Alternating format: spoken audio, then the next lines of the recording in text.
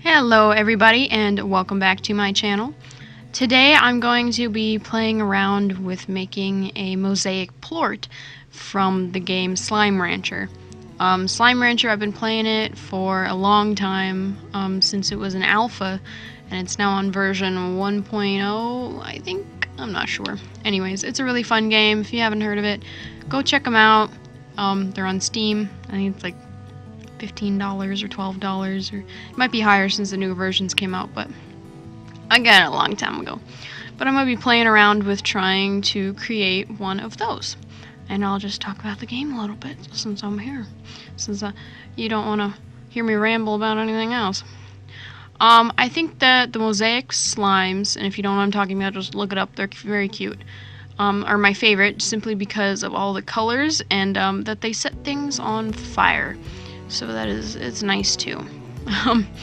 But I was playing around with that, and the color of the mosaic plort it shifts and changes like iridescently. So I was having a little bit of an issue trying to figure out how I was going to do that, and I just kind of looked up a reference photo from the game, and I was like, alright, I'll just go off that color-wise instead of trying to make it all iridescent, because I just didn't think that I was going to be able to do that. Like, it's like almost like a oil slick type of thing, and it shifts, and it's very beautiful. It's very, very beautiful. I just didn't think that I was going to be able to capture that as well as I wanted to. I think that this came out okay. I wouldn't say it's one of my better pieces so far. It's probably the best piece on the channel so far, but I don't think it's one of the better pieces of art that I've ever made. I would say that it is a good practice for me, however, because I've been trying to play around with crystals and that sort of thing to see if I can get that down, because I love crystals. I sometimes dabble in growing borax crystals on random objects.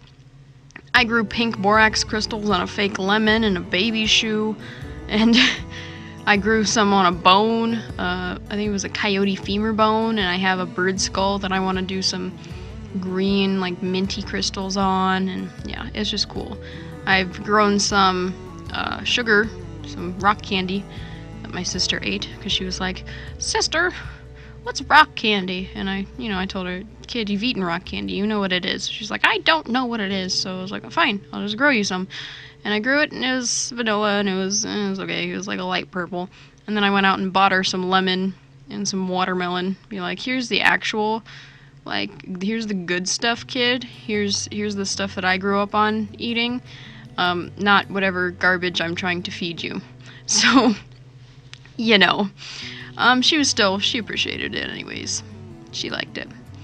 At this point in the drawing, I was having issues trying to get the colors that I wanted and define the lines. I managed, but still I was kind of like, I don't know what's going on. I'm just gonna make it a mess and make it gross. You may have also saw that I put some masking fluid on beforehand. I think that I really like masking fluid. I've been only using it a couple times, but it's just essentially it's liquid latex. I've used that before with special effects makeup that I used to do. It's easy to use. You just put it on, you slap it on, and it dries, and then you're good. But dude, this stuff will keep your whites white, and I greatly appreciate that.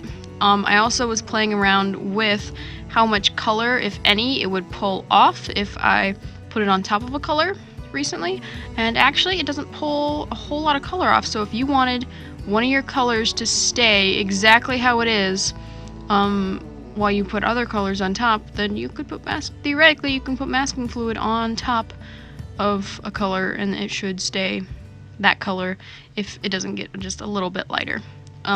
The most satisfying part that I find about masking fluid is when you peel it off at the end of your process. That is my ultimate favorite. You just peel it off like a band-aid. It's nice. I find it top-notch. My picking needs, I have acne, and I pick at my fingernails and my acne and stuff like that. So whenever I can pick at something else that's not actually hurting my body, it's a good time. That sounds like I hurt myself all the time. No, I mean, like, you just pick at stuff, like you have an acne, you have a tiny little pimple that would stay a little tiny pimple, but you decide that for some reason you need to pick that pimple off, and then it grows 10 times in size. It's great. So here I'm trying to erase the red lines underneath to get those whites as white as I can. It was just not working. It was not having it. So I decided to just add a little bit on top of those lines in the highlights to try and just get it to, you know, maybe define a little bit better. You know, I don't actually know what I'm doing at all, ever. So there's that. I added a little bit color into the whites as well. And there we are, everybody. My mosaic plort.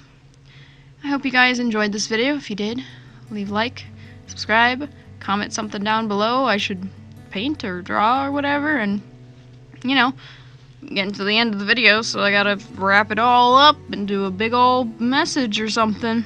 Or not. You know, whatever. Bye-bye.